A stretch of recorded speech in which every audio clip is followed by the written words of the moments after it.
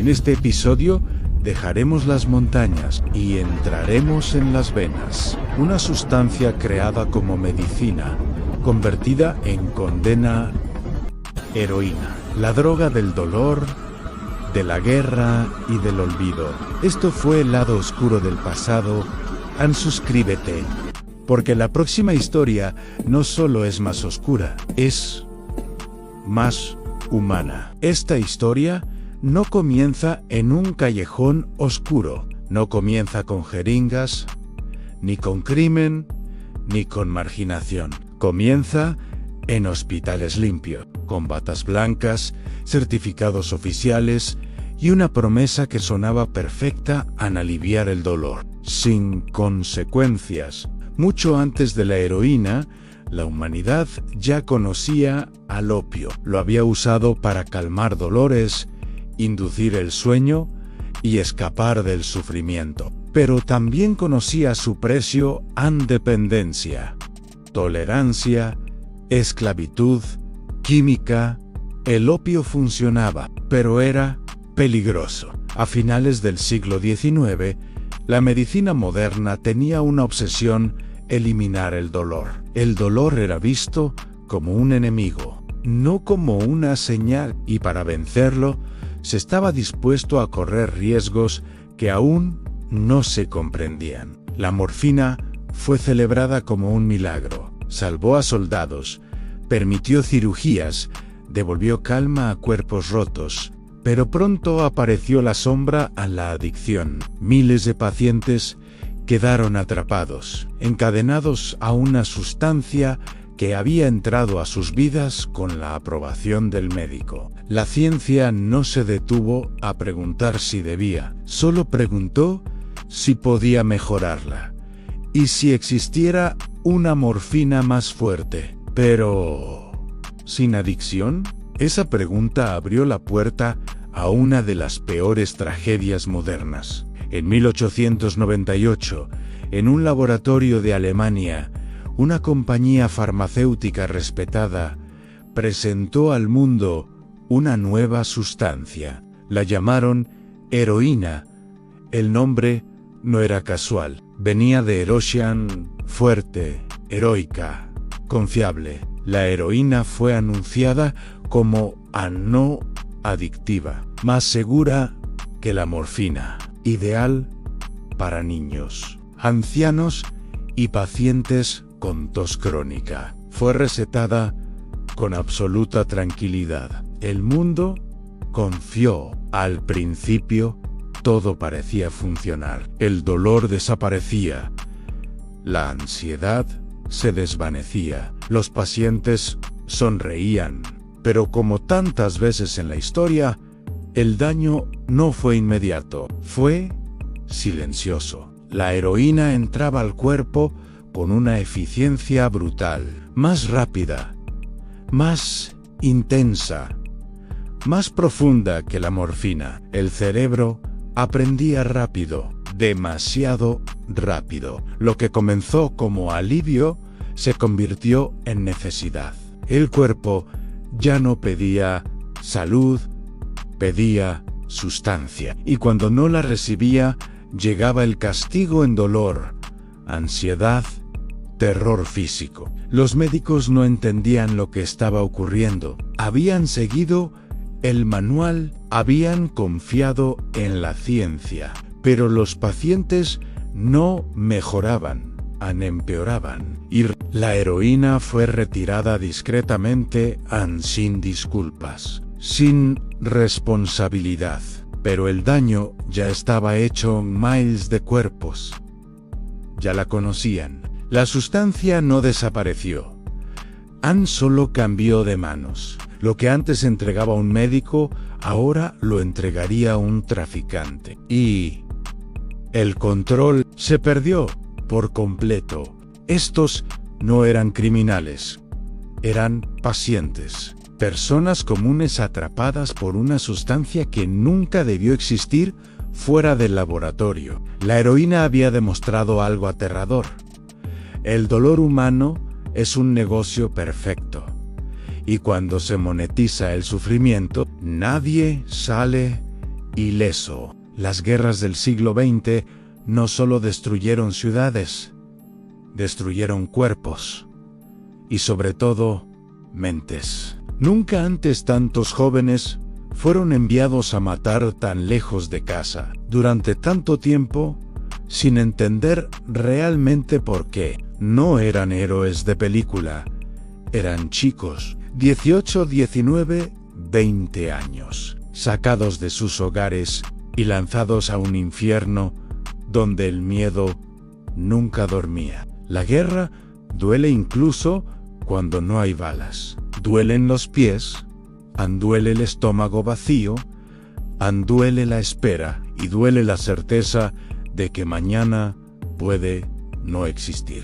En Vietnam, la heroína era más fácil de conseguir que una llamada a casa.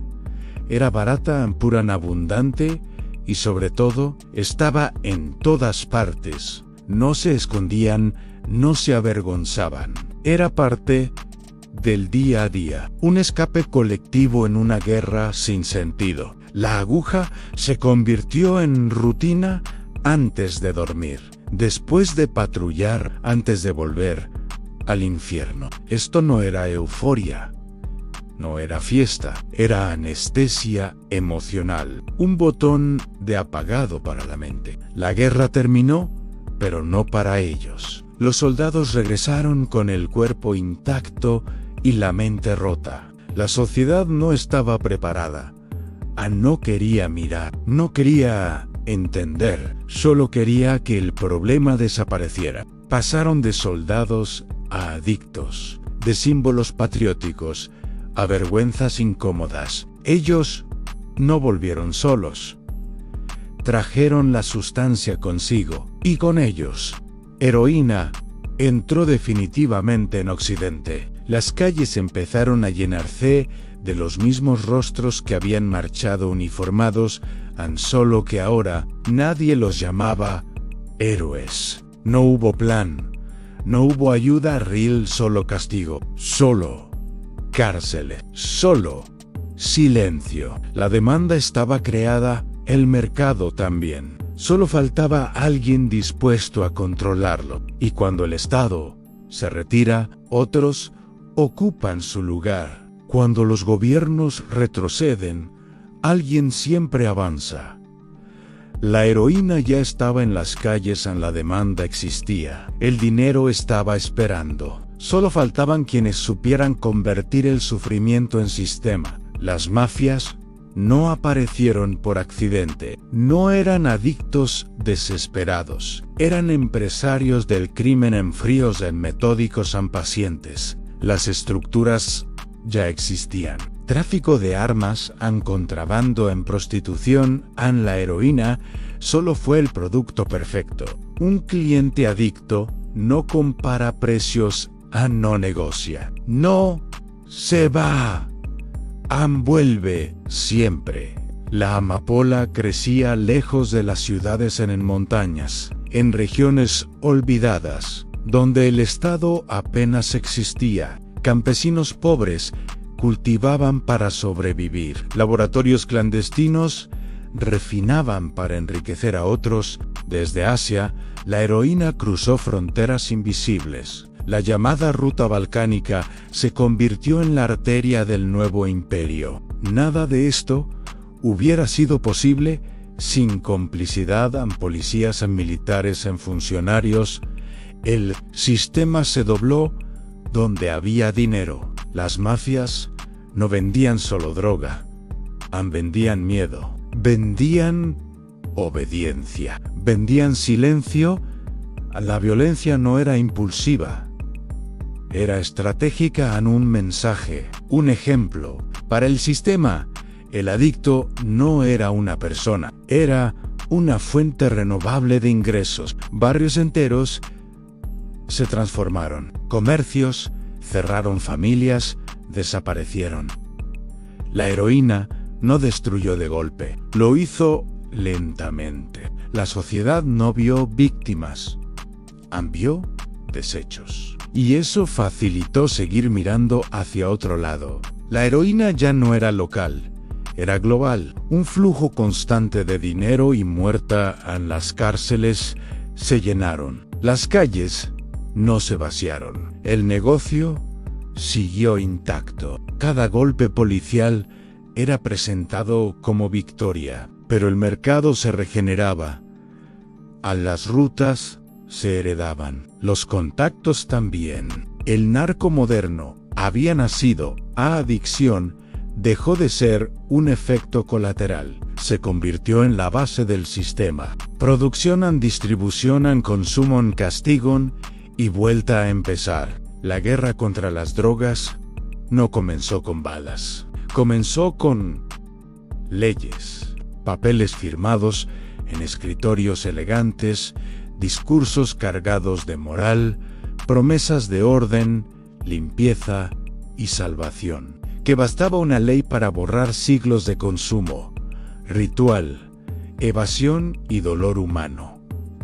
Así nació la prohibición moderna, y, con ella, el enemigo perfecto. La guerra contra las drogas no comenzó con balas. Comenzó con leyes, papeles firmados en escritorios elegantes, discursos cargados de moral, promesas de orden, limpieza y salvación. Pero lo que siguió no fue paz. Fue una guerra interminable. A principios del siglo XX, los gobiernos decidieron que podían prohibir el deseo, que bastaba una ley para borrar siglos de consumo, ritual, evasión y dolor humano. Así nació la prohibición moderna, y con ella, el enemigo perfecto. Primero fue el opio, luego la heroína, después la cocaína. Cada sustancia fue convertida en símbolo del mal absoluto. No se atacó la miseria, no se atacó la guerra, no se atacó el trauma.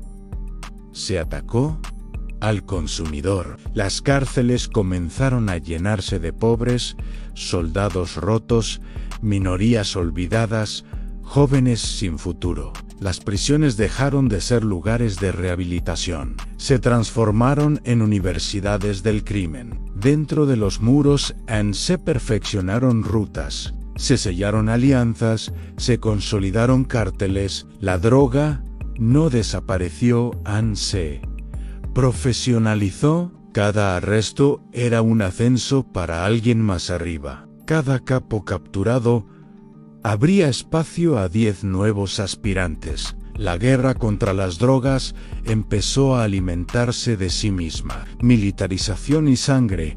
Cuando la ley no bastó, llegó el ejército. Calles ocupadas, retenes, operativos nocturnos. Cuerpos cubiertos con sábanas blancas. Se prometió seguridad y se entregó miedo. Países enteros quedaron atrapados entre gobiernos que disparaban, mafias que respondían, civiles que quedaban en medio. El negocio creció con cada cadáver, porque la prohibición hizo algo fundamental. Convirtió las drogas en oro. Mientras se hablaba de moral, el dinero fluía. Bancos lavando millones, empresas fantasmas, paraísos fiscal. En la droga fue ilegal, pero su dinero nunca lo fue del todo. Y así, la guerra fracasó por una razón simple y brutal. Fue una guerra para mantener el negocio en marcha. Décadas después, el balance es claro. Más consumo, más violencia, más cárceles, más muertos, pero ninguna victoria. La prohibición no erradicó las drogas, erradicó vidas, y en las sombras de ese fracaso, algo aún más letal estaba gestándose. Una sustancia pequeña, barata, invisible, capaz de matar en silencio. Si la cocaína fue el lujo y la heroína fue el escape, el fentanilo es el final. En el próximo episodio exploraremos cómo esta sustancia cruzó fronteras, infiltró mercados y convirtió la adicción en una sentencia de muerte. El fentanilo, asesino silencioso.